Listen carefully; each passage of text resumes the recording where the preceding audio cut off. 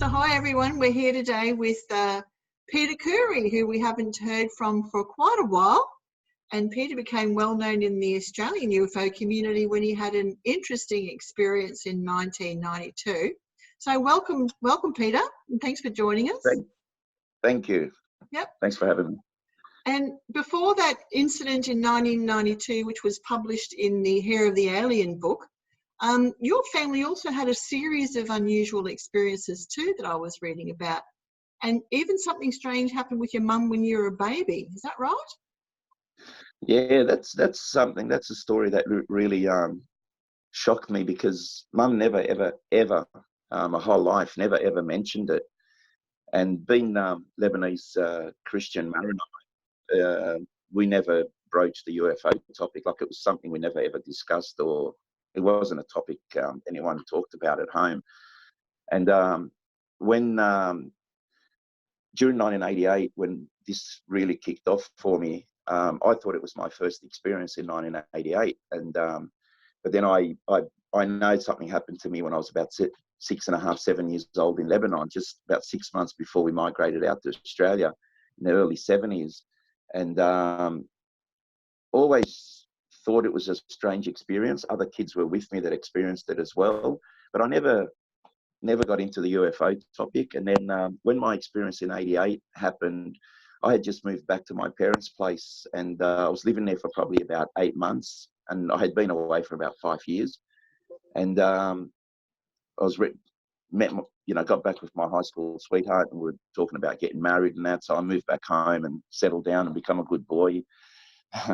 And one night I'm watching TV with my dad, which the movie was probably about 10, 15 minutes into the movie. And my brother came out of the bedroom, and he was asleep in my bedroom. It didn't make sense to me at the time, but I didn't question it, because, I didn't mind having my own privacy anyway.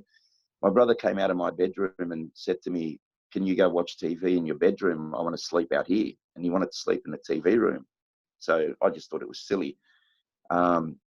So I walked into my room, sat on the bed, and as I went to turn my TV on and put my hands behind my head, crossed my legs, went to lie on the bed, I felt something around the ankles, like, grabbed me. And to me, it felt like it could have been part of the hand between the index finger and the thumb, but it could have been a device, because I felt pins and needles crawl up through my body all the way up the top of my head, and I become paralyzed.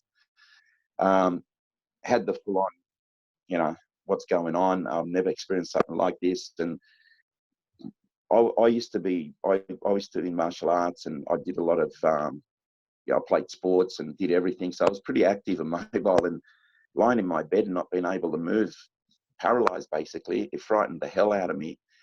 And I started to try to call out to my dad and my brother, who were just in the room next to me. And although I could think about what I wanted to say, I just couldn't get it out there. I didn't have a voice. And I started thinking, I'm paralyzed. Like, my family will walk in the morning and find me in bed and I can't move. I'm going to be in a wheelchair. I wasn't thinking alien. I wasn't thinking anything like that.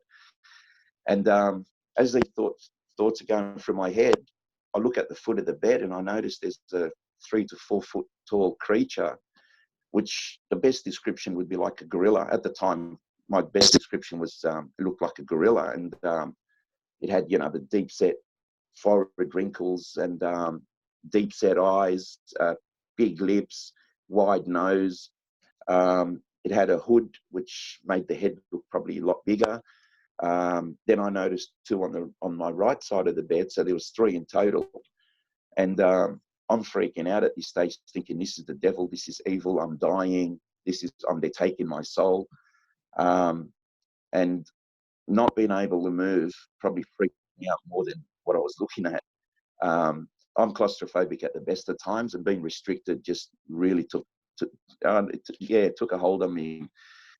And anyway, as I'm stressing out and thinking, I'm dying, this is me dying, and if, I noticed on the left side of the bed with the corner of my eye, the only thing I had open were my eyes, and I could move my eyes left to right, but that was it.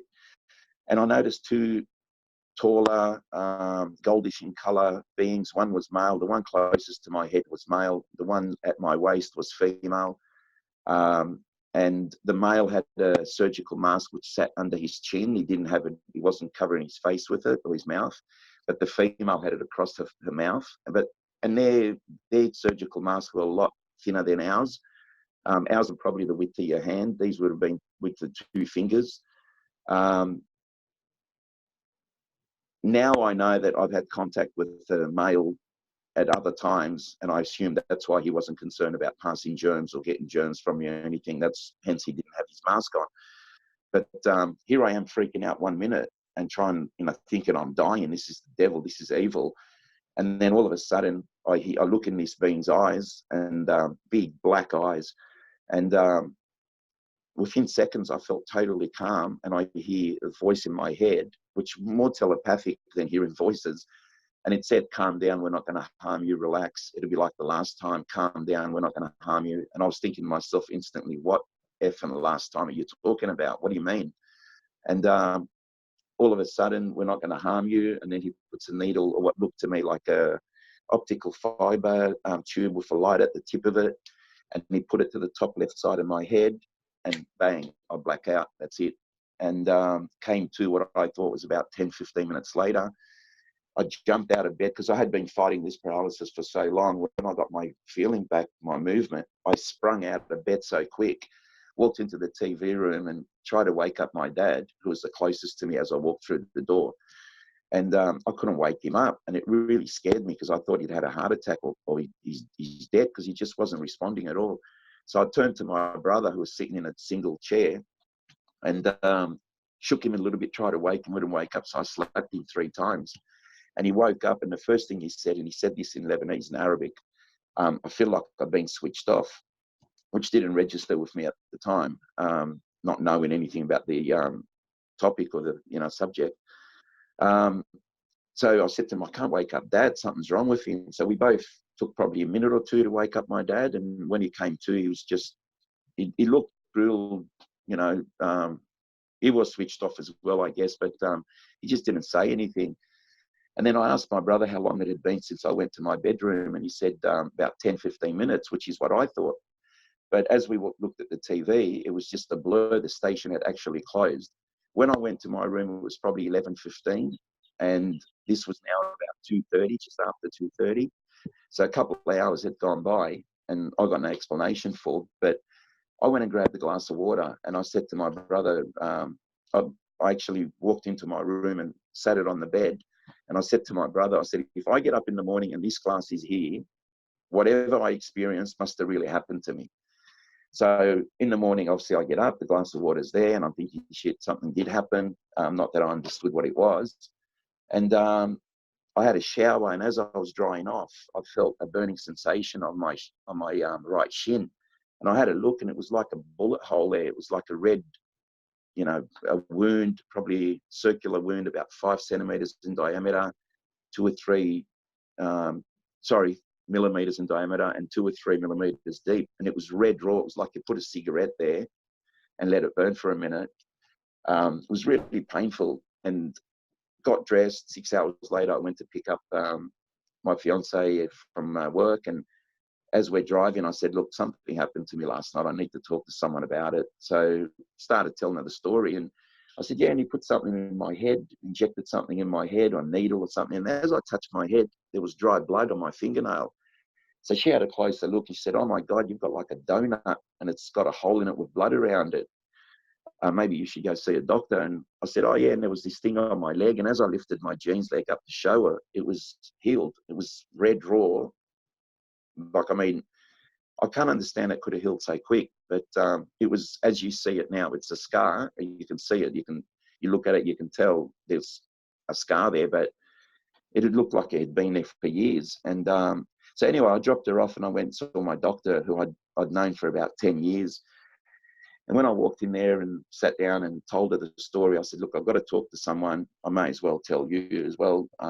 She started laughing, which really annoyed me, because there were people in the waiting room who could hear her laughing and probably wondering what was going on. But it just annoyed me. And I said to her, look, if you think I'm crazy, send me to a psychologist, but don't laugh at me.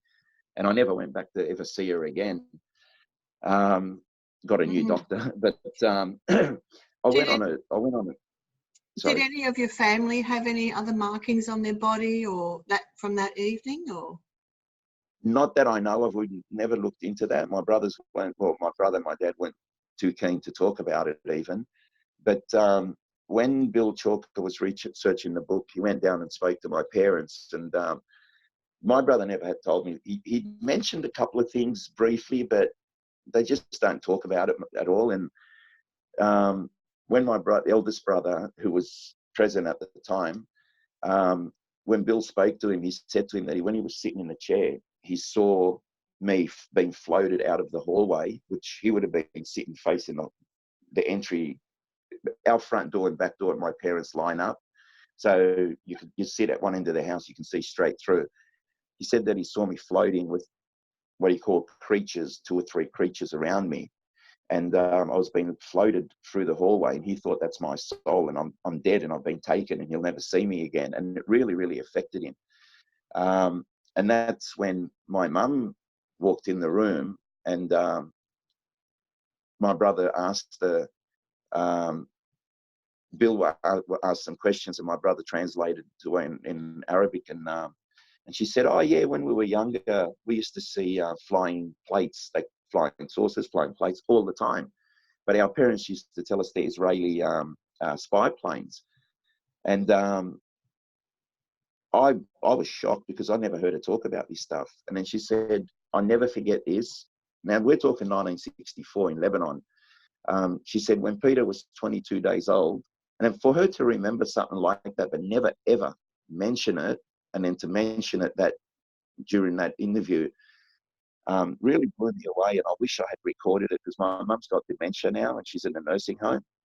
And it's one thing that I really regret, that I didn't sit down and do a video interview with her and get it down. But it's documented when Bill did the research and that. But anyway, she said I was 22 days old. It was 3 o'clock in the morning. She was sitting down on the bed breastfeeding me. And at our house in Lebanon, you've got the glass windows and you've got the wooden shutters, which are louvered, and they're on the outside.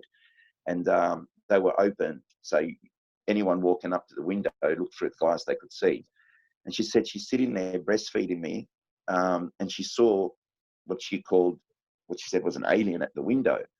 And it was milky white in color, with white hair down to its shoulders, wearing like a dark turtleneck top. She could see from the chest up. And she said it wasn't perving at her. She didn't feel scared or anything. And she calmly went to bed and woke up in the morning. And she said she made the comment that what woman in 1964 in Lebanon sees a white person looking through a window and wouldn't freak out? But she fell asleep.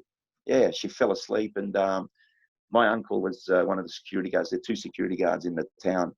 And she went in the morning and spoke to him about it and said, "We live on the coast and we've got 2 cement factories. So we get a lot of ships coming in to the ports and pulling up, loading up, staying a couple of days. So you get a lot of tourists or visitors come and go." And she was wondering whether it was, Australian or Swiss or American, someone fairly almost albino. My uncle had a look, asked around. There was no ships docked in town. There was no foreigners in town. So she couldn't explain it, but she kept that with her most of her life, and only revealed it when probably, I'd say, early 2000 or something, when they did the interview with her. That really took, I was really shocked by that, because she never ever mentioned it to me, although I've spoken about my experience in front of my family a number of times. She never brought it up. But so what happened after that, Peter? What other experiences happened after that? Well, the experience I remember after, well, my mum says when I was 22 days old, so obviously I don't remember anything about that. But later on, I was about 6.5 years old, I'd say. And we were playing on the road. This is in Lebanon again. We were playing on the road, and one of the kids said, "Let's go up on because we live on the coast, all the roofs in our town are flat. They're not tiled roofs. So you have a cubby house up there. They have vine leaves growing up there, and they make cubby houses out of them. So it was a house across the road, and there'd been some weird activity at that house where we were playing out the front of that house once, and there was one of the girls that lived there. She was studying for HSC, and she was sitting down on a chair, and she was rocking the chair as she was reading. And we were playing down on the road, and she was on the front porch. And then we heard this massive banging on their back door, like as if someone was using a ram pole and just smashing their back door. So my dad was on holidays from Australia at the time. He was in Lebanon, and we went and called him, and he actually came out with a double-barrel shotgun and walked around the house. And some of the kids, the younger kids, went with my dad, and the older kids grabbed sticks and went around the other side. And as they went around the back of the house, the noise stopped, and we're wondering where it went. And then it started at the front door. It started banging the front door. So we all ran around to the front, and there was nothing. We couldn't see anything. So that house had some, weird activity happening there. And we were playing. So we ran up. As we're running up, someone said, last one up there is in. So we're running up, and I had my little cousin. She was about 1.5 years younger than me. She was running last, so I let her get in front of me. And as we ran up the stairs, it was second floor, so we ran up the stairs. And as you went off the landing onto the roof, there was a solid steel door that had a steel frame, and it was a heavy door. So when you pushed it open with its own weight, it'd come back at you, and it'd come back really quick to shut. So if you ran through the door, you're running through, you have to have your arms out in front of you to make sure this door doesn't knock you out. And I remember seeing 2 or 3 kids run through, and the door didn't come back, and I was expecting it to hit me as I went through. I thought, it's eventually going to come back, it's going to close. And it didn't, and it stayed open. So as I walked through, I was thinking about that. I was thinking, how come that door hasn't sprung back? And then all of a sudden I see all the kids, and there was probably 7 or 8 of us up there. And I see them all standing like mannequins, like they were frozen, took probably 3 or 4 steps onto the roof and just froze in their spot. And I thought that was a game we were playing, and I was in. So I walked around and tried to tickle some of them. I wanted to see their eyes, the crow's feet, or I just wanted to see something. I thought there'd be movement. And they were like statues. They were like dolls, dummies, just nothing, no expression, no movement. Just didn't even see the glow in their eyes. And I walked up to a guy, his name was George, and he was about 2 years older than us. So he was taller than me. I went up to tickle him under the throat. And as I looked up, I saw about 20 meters above us what was like an egg-shaped object. And at the time, my neighbor had a VW Beetle, and that's how I could describe it. It was about the same size as a VW Beetle, and the pointed end was at the top with the rounded end at the bottom. Imagine it on a 45-degree angle, and the glass in the front was dark tint, and I could see 2 figures inside sitting down as you would say a helicopter pilot when you look through the tinted glass. But I couldn't see any features. I couldn't tell you what color they were because it was just like a silhouette. But they were very thin and very tall. And the way they were sitting, it wasn't like our pilots would sit in a helicopter.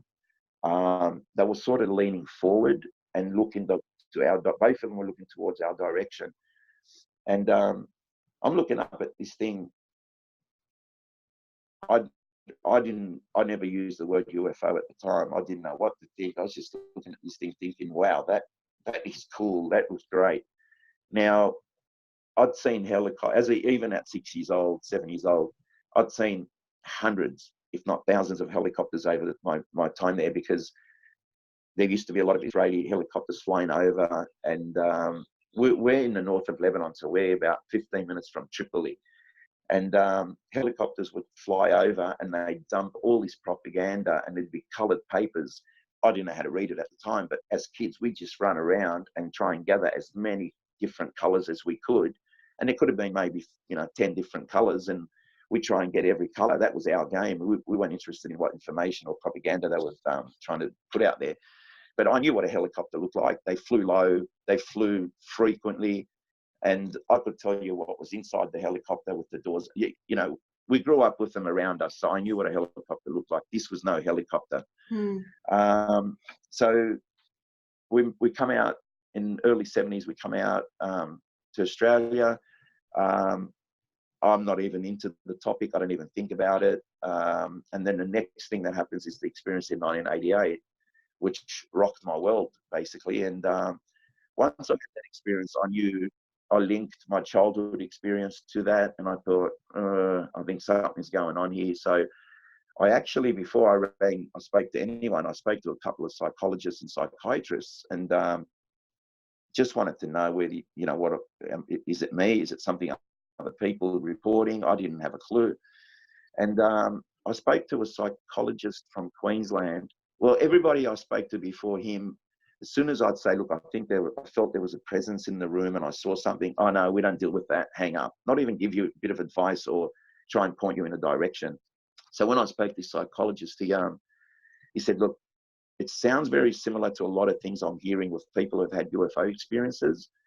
Maybe you should look up a UFO group and have a chat to them. And at the time, UFO Research New South Wales hadn't formed yet. They had their inaugural meeting, and they were looking at naming their group. I went there with 2 female friends of mine, and that was the first time I was ever exposed to the UFO subject. And we ended up actually winning, I think we got 2 books because we named the group. Me and the 2 girls that were with me, ladies that were with me, we named the group, and that was the name that they picked. And I remember getting these books thinking, oh, interesting, 2 books, you know.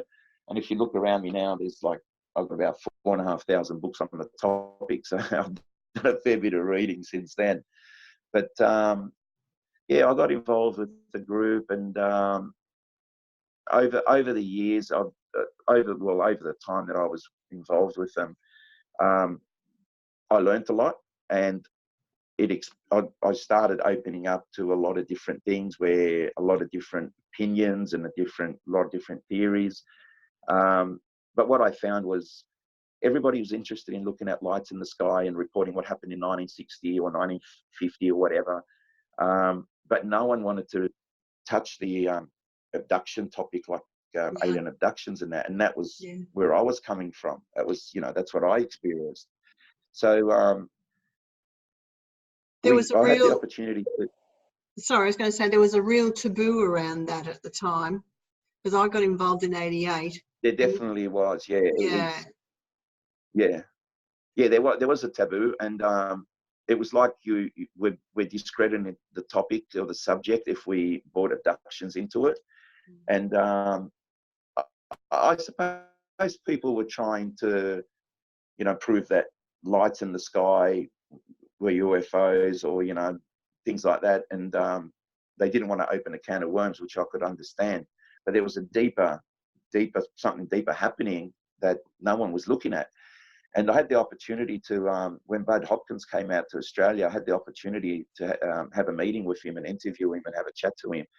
And my question to him was, can someone in my position who's had an experience be of use on a support group environment? Because we were looking at forming a support group for people who've had these experiences. And he said to me, you'll probably be, you know, in a good position to understand what other people are going through. So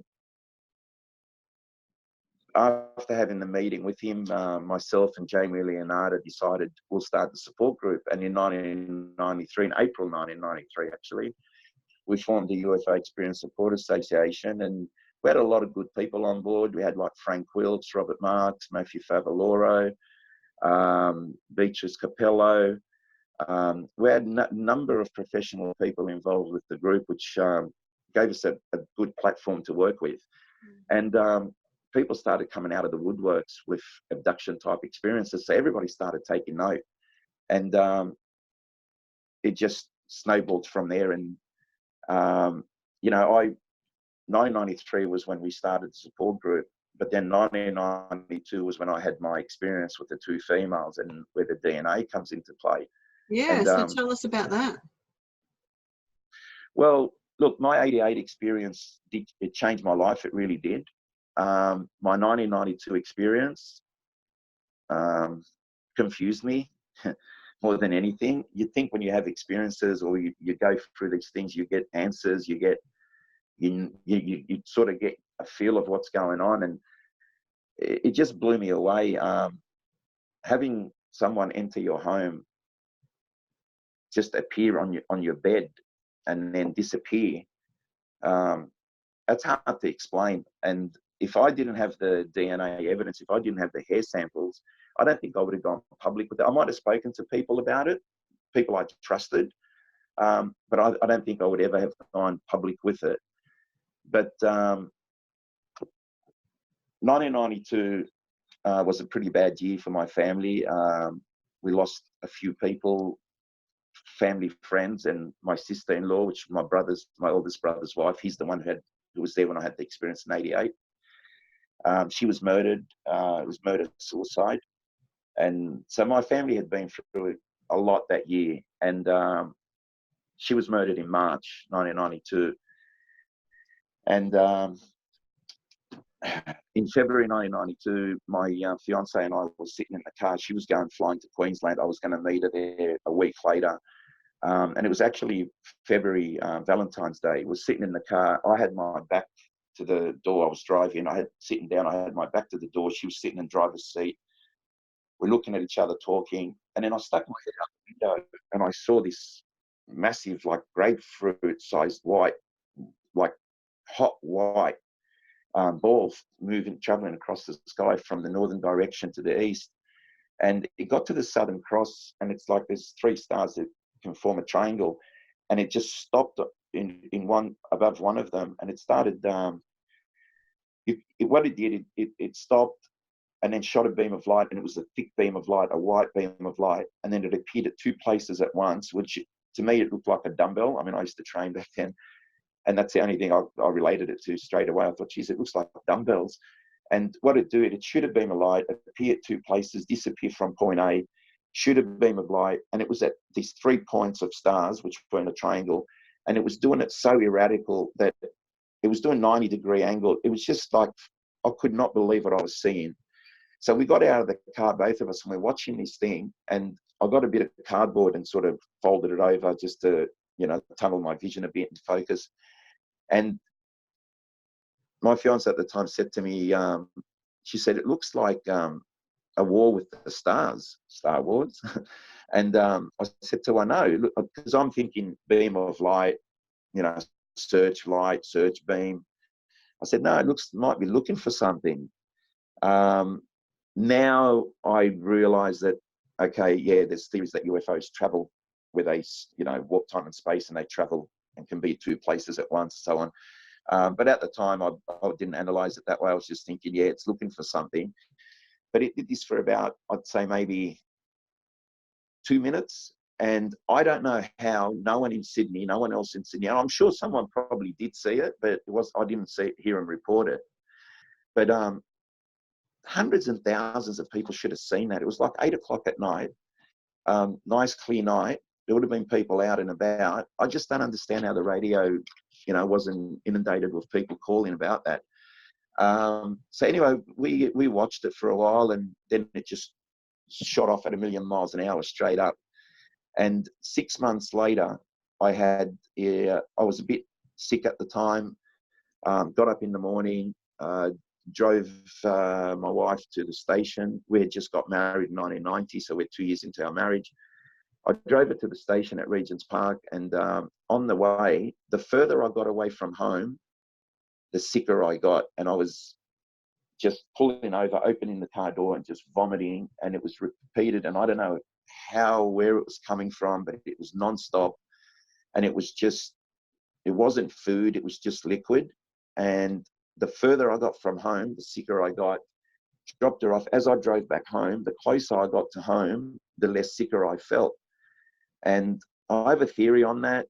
I believe that it was an out-of-body thing, and the further I got away from my body, the sicker I got, and then the closer I got back to it, the better I felt. That's my theory now. But anyway, I walked through the door, closed it behind me. I was feeling sick, so I went straight back into bed. This is at 7 o'clock in the morning. This isn't at night where most abductions happen.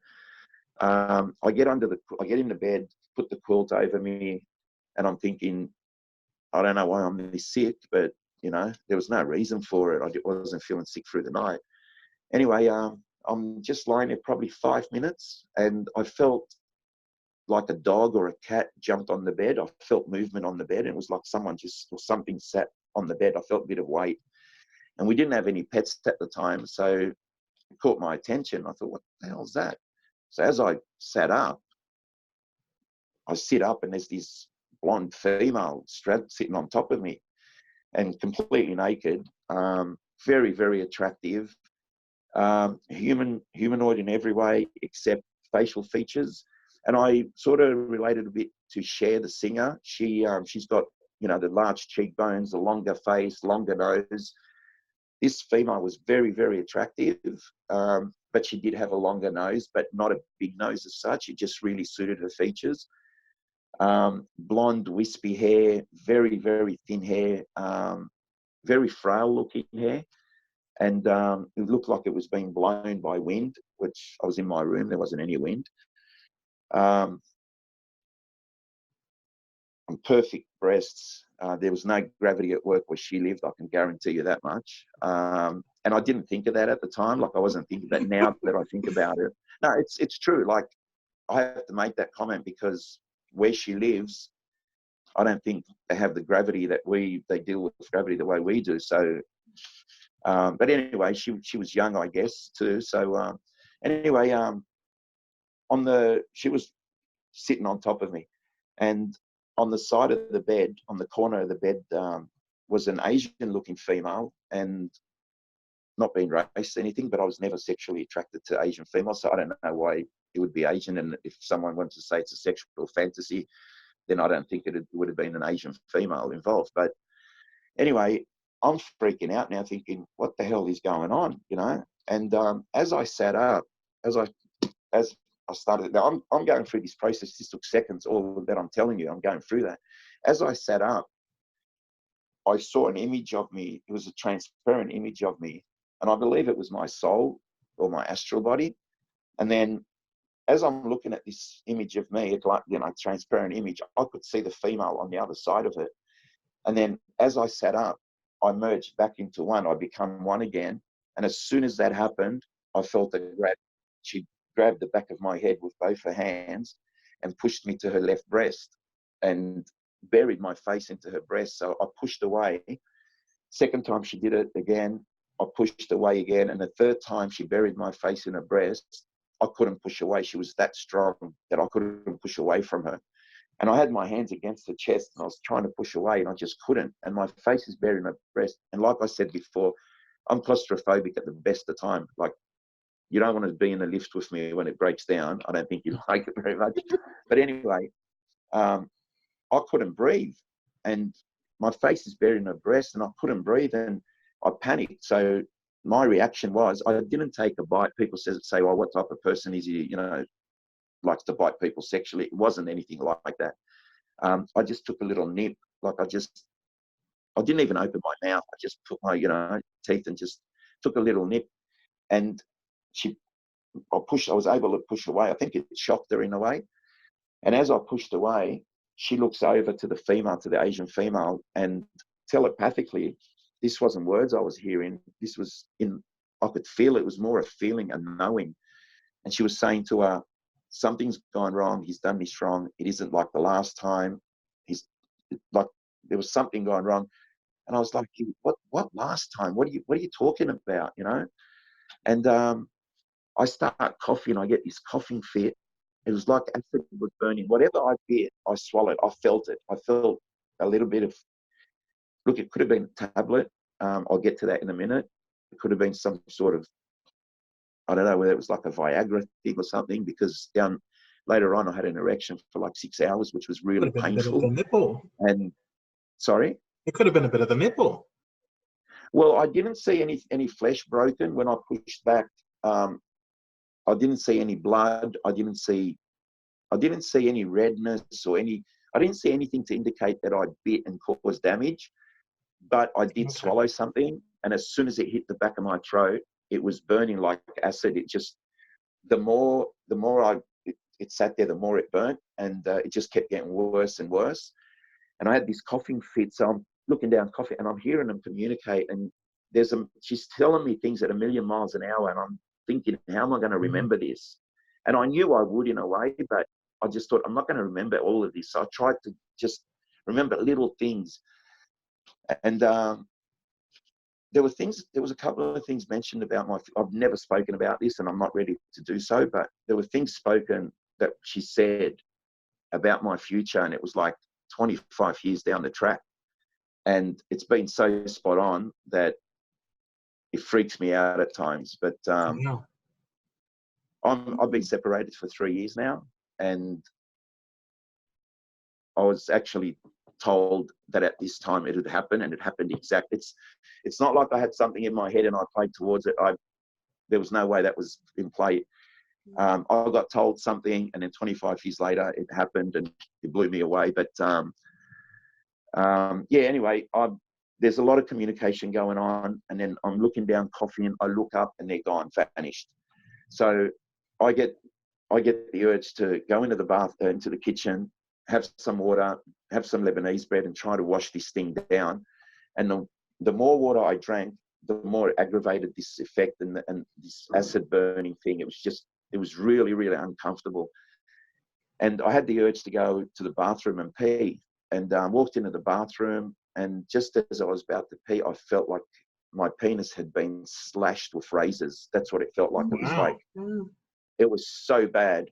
I had a look, and I noticed there were two hairs. One was like almost an S shape embedded into my penis. Like if you stuck your fingernail in your skin and moved it, you'd leave a mark. So there was one that was like an S, and one was sort of half wrapped around. And as I went to pull these out, take them off, I knew I connected them straight away to the female. I knew there was no reason any other reason that they would have been there. There was no reason for it whatsoever. And so I tried to peel them off, and it was the most excruciating pain I've ever been in. Like I was crying, I was in tears, trying to get these things off. It was like I was actually slashing my private part with a razor as I did it. It was that painful. And anyway, I eventually removed them through a lot of tears. And I went and stuck them in a bag, a sandwich bag actually, folded it over, taped it, and put a note on it. 2 females, the day, time. And I just put that away, and I thought, something happened. You never know. One day I could use this. It could be evidence. But I never thought, I didn't want to talk about it publicly. I was talking about my 88 experience, and I was happy to do that. But I didn't want to talk about this. I didn't want to bring this up. It was a different can of worms altogether. I believe it was about 1996. Professor Mack came out. John Mack came out to Australia, and he came out and interviewed me and did a hypnotherapy session with me and so on, and organised a workshop which we held at the Pacific Hotel, International Pacific Hotel in Bankstown. And he was blown away at the venue, because he said he usually goes into dark lanes and alleys and down basements, and it's all really hidden in America. They're not out there, in the public about it. And we did it in a really nice hotel. So anyway, a few weeks later, I had 2 female TV producers come out. They were going to do a documentary for Channel 7. And they're talking to me, and they wanted one of the T-shirts that has the many faces of an alien. They wanted to give to the producer at Channel 7 the T-shirt that has many faces of an alien, and they're all the same impression. So they thought it was funny, and they wanted one of those. And one of them threw a remark out and said, "You know what, Peter? If this was really happening to people, there should be some physical evidence. It should be like a sexual assault case. There should be some physical evidence left behind." And I said, "You want evidence? I'll show you evidence." I came into my office, took out the bag, went out there. Now, Bill Chalker was here at the time. When I first got into the field, I didn't like Bill Chalker at all. Everyone told me he's a CIA agent, he's a government operative. And I thought he was against everything I stood for, everything that I was trying to do. So I didn't like him at all. he'd turn up to UFO research meetings, and I wouldn't even sell him a raffle ticket when we were selling raffle tickets. I'd avoid him. I just would not talk to him. And over the time, over a couple of years, I realized that the guy's credible. I don't think he's a CIA agent. I mean, he's working in security now with me. And, you know, if he had government links, I think he'd be retired in a nice place somewhere. But anyway, so Bill Chalker happened to be here that day because it was a TV thing that we were looking at, and he was going to contribute towards it. So when I brought out the bag with the 2 hairs in it, he'd never heard about it. He'd never even seen them. So the only person that had seen them prior to that was John Mack and Dominique, his partner at the time. I showed it to them and talked to John about that experience. Anyway, Bill straight away, he said to me, "Why haven't you told me about this? Where's this been?" You know, I said, "Mate, it's a can of worms I really don't want to get into, but they want evidence. I'll give them evidence." Now, 6 years goes by, and I get a phone call from Bill one night, and he says to me, "I've got some biochemists that work for CSIRO, and they're willing to test. They think if there's something to this abduction stuff, there should be evidence." And I told them, "We do have a bit of evidence. They're willing to test it. Are you willing to get your hairs tested?" Without a hesitation, I said, "Yep, let's do it." For some reason, I tend to know when's the right time to go and do something. Like, I've had 3 movie offers now, and I've held back on them. I just don't feel right about it. And if they're meant to happen, it'll happen. But I know other people tell me, "You should, you're crazy, you know, opportunities don't come too often." But there's something about the timing with me, and I just let it fall into place when it needs to, and it seems to fall into the right place. So when he put the offer to me, I said, "Yep, take that." Now, I took a risk because I was giving them their hair samples. I was giving them both samples. I could never see them again. They could damage them, destroy them, doing the testing. I've had a guy call me, and he said that if I give him 2 millimeters of the hair, he can tell me what they eat, but they'll destroy the hair sample. And to be honest with you, I really don't care what they eat.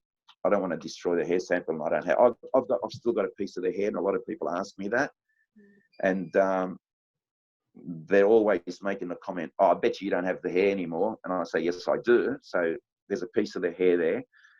But anyway, when I handed him the sample, he came over, took a sample. He did it all legitimately. You know, we signed a contract, and just to say that the hair will always belong to me. I didn't want to lose it. I didn't want anyone claiming it and keeping it. And I didn't have the hair for 10 years from that time of the initial testing till the time I got it back. It was 10 years. And anyway, they did their DNA analysis of the hair, and it was a 2-stage thing where they did the second one was a nuclear DNA to it component. And when they did the first testing, one of the scientists, now look, I kept the scientist identity secret for like over 10 years, and a lot of people in the field were telling me to name him because it'll, you know, give my case more credibility. But for me, it was a trust thing. This person asked me to keep his identity secret, and I did that for 10 years. And he came out one day, came to a meeting at my house. There was about 50, 60 people here, and a lot of the doubters, a lot of the people who claimed that Bill Chalker did the analysis of the hair in his backyard shed on a newspaper, realized that this guy has written a number of books. And actually, it's Dr. Horace Drew. He's well known in the UFO field now. He's into the crop circle thing. But I could have boosted my case and, you know, ran with that early on, but I kept that for 10 years. I shut my mouth about that and kept my word to him that I wouldn't divulge his identity. And now that everybody knows who he is, they realize that, yeah, someone credible did do the testing on the hair, and that it was done properly, and it was done in a proper lab. Well, what they found was the root of the hair had blonde, Scandinavian-looking DNA, Celtic more, like reddish hair, blue eyes, fair-skinned, tall, Scandinavian-looking. And the shaft of the hair had the rarest Chinese mitochondrial DNA. Now, as you know, any hair, yours, mine, it'd have one DNA. It'd be just the one DNA right through it. but this tended to have two DNAs. And what they were interested in is that it actually supported, look, in 1993, there was a panel of about 12 professionals who sat down, and it happened at Jamie Leonardo's place when he was living in Petersham, sat down across the table from me and just questioned me for hours and hours and took notes and everything. And we talked about all of this stuff, and it took a long time before this testing came out and supported my case. But what impressed these people who were doing the research was I had already years ago mentioned a blonde female and an Asian female, and then here's the hair supporting my claim. It had blonde DNA in the root, and it had the Chinese rarest DNA in the shaft. So it supported my story in that there was an Asian and a blonde female there. But how the DNA is, it's like there's cloning involved. And I remember telling these experts when they were questioning me that I didn't see a belly button on the blonde. And I didn't. She was straddling me and I'm looking at her and I didn't see a belly button on her. And I didn't register with me back then. But 1993 was the time Dolly the sheep, I think, was cloned. And that's when people was talking about cloning. And it was, a topic that was really, we were in the infancy stage of it. And we were just basically, learning the crawl at the time. And even now, we're just barely touching the DNA thing. But it started, I think it got people thinking when, basically years earlier, I say I don't see a belly button on this female. And then when we're talking about cloning and that, we know that they don't have belly buttons. They're not born like you and I. So that even impressed me, to be honest. Like I was like, wow, that's something really interesting in that.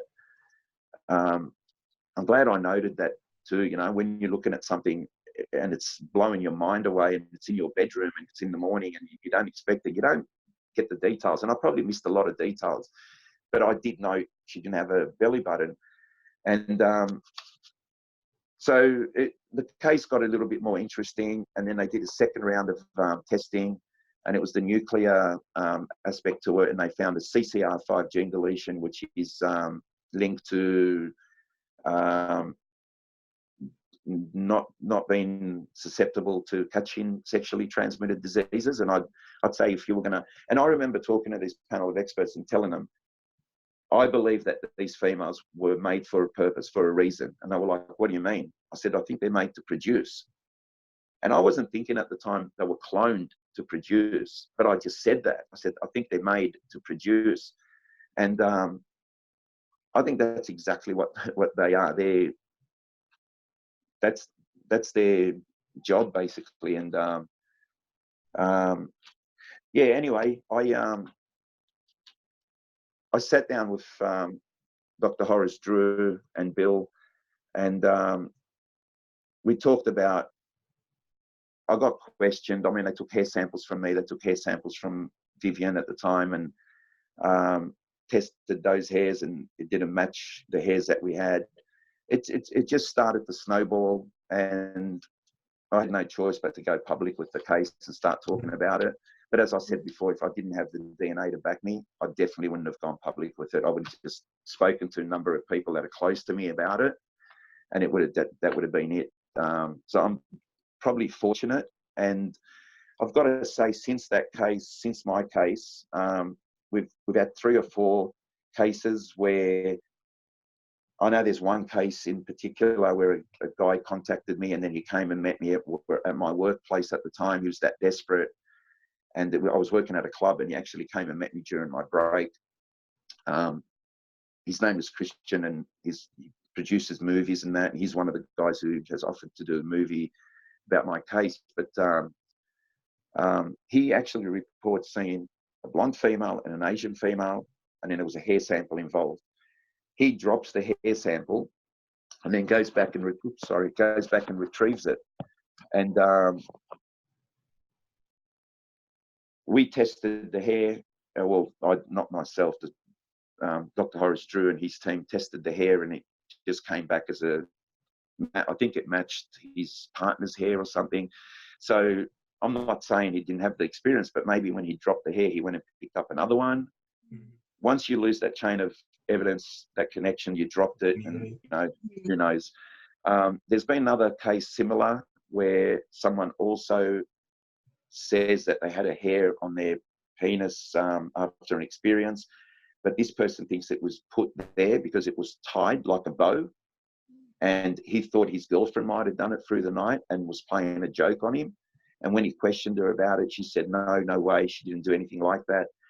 He left that hair on the wash basin in the bathroom, went back later to retrieve it, and when they tested the hair, it matched a family member's. So I don't know what to make of that, but I wish there was another 50, 100 hair samples that we've tested, or that the team have tested, and backs up my story. But unfortunately, at this stage, it's a rare one, and I would love people.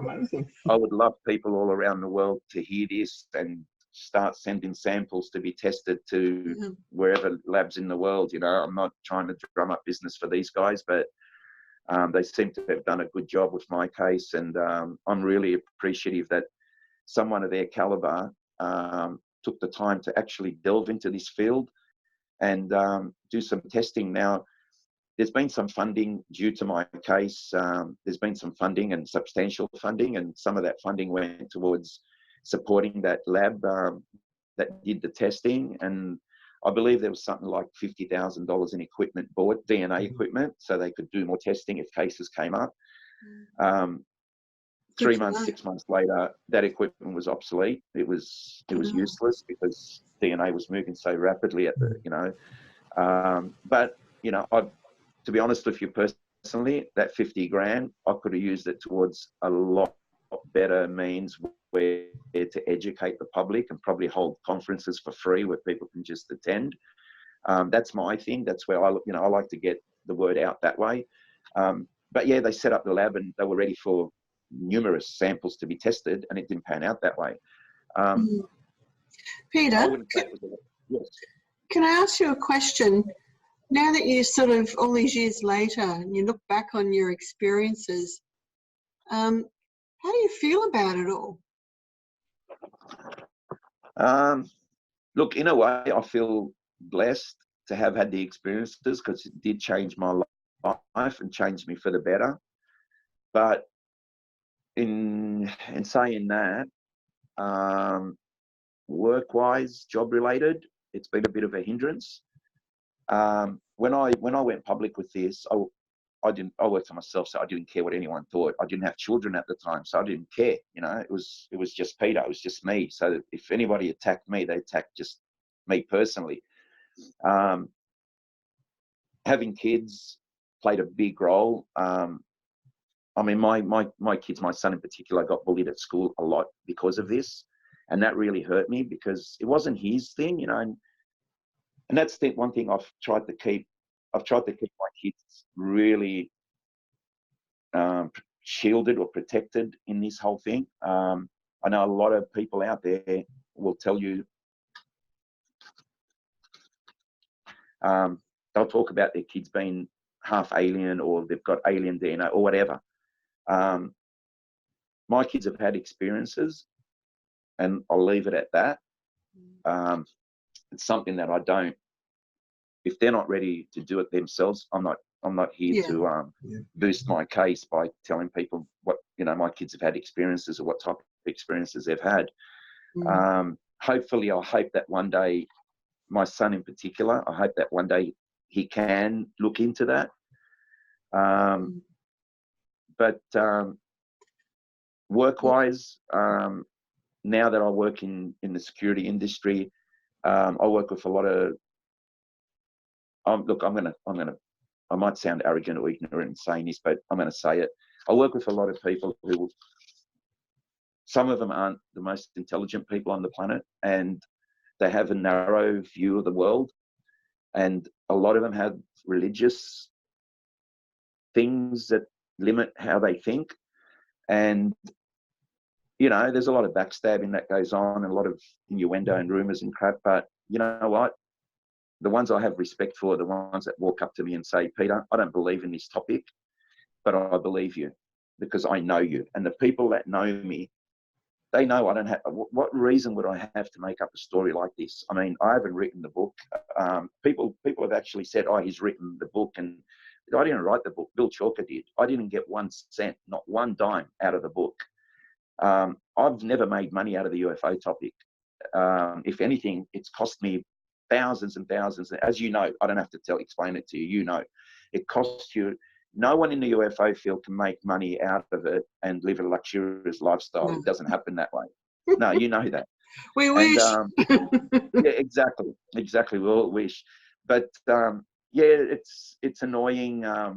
You know, having someone who hasn't looked into my case, who hasn't looked into any case in particular, and they can make a comment and they can ridicule you and they can. But that's them. I really don't care.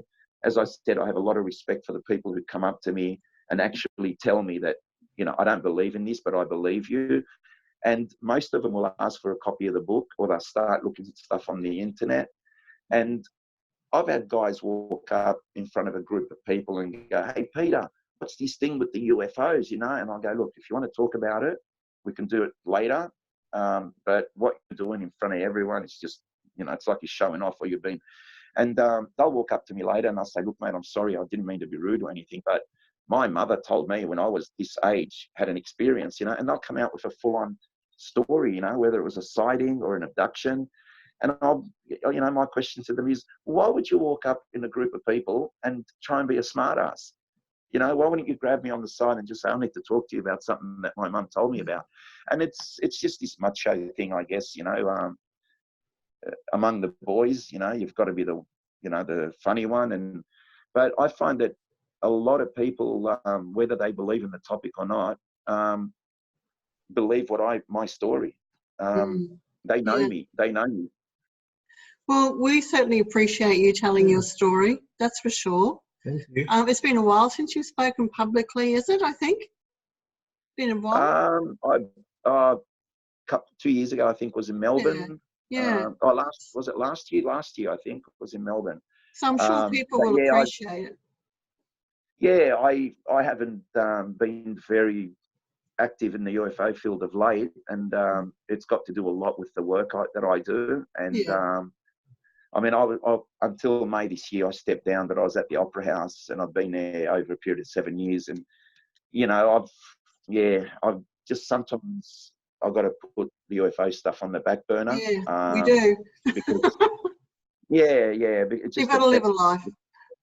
You got to work, and you got to, you know, have a reputation. And look, and everyone that I work with knows. So people at the Opera House knew, the hierarchy there knew, management, everyone, and you know, they respected me enough because they know that when I conduct myself, I'm a head supervisor, and I used to run all the outdoor events there. I used to manage, you know, up to 100 guards at a time. So it's not like, oh, Peter Khoury's had UFO experience, he's crazy, that's it. No, I was the lead guy on the team.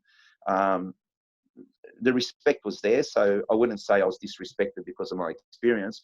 But yeah, there are those innuendos, and you know, people make comments and that, and I would prefer people to look at the information, look at the evidence, like there's a lot of it on the internet, and there's a book about it. Have a read through it, and then if you've got any questions, I'm happy to sit down with you and talk about it. But I've got no time for people who are just armchair debunkers, don't look at a case, don't research anything, and just sit back and just dismiss everything because they don't believe in it. Yet most of these people believe in the Bible, and they believe it literally, and they live their lives by it. And you know, I don't live my life like that. You know, I've got different beliefs. Well, thank you, Peter. Thank you so much for joining us. We really appreciate that, and then hearing you reflect on that and tell your story, because there's a whole generation out there of people who haven't heard your experiences. So we really appreciate you taking the time to talk to us today. Thank you very much, welcome, Peter. And I appreciate you giving me the opportunity. Thank you. Oh, thanks, Peter. Thanks so much. Have a good day, guys. Thanks.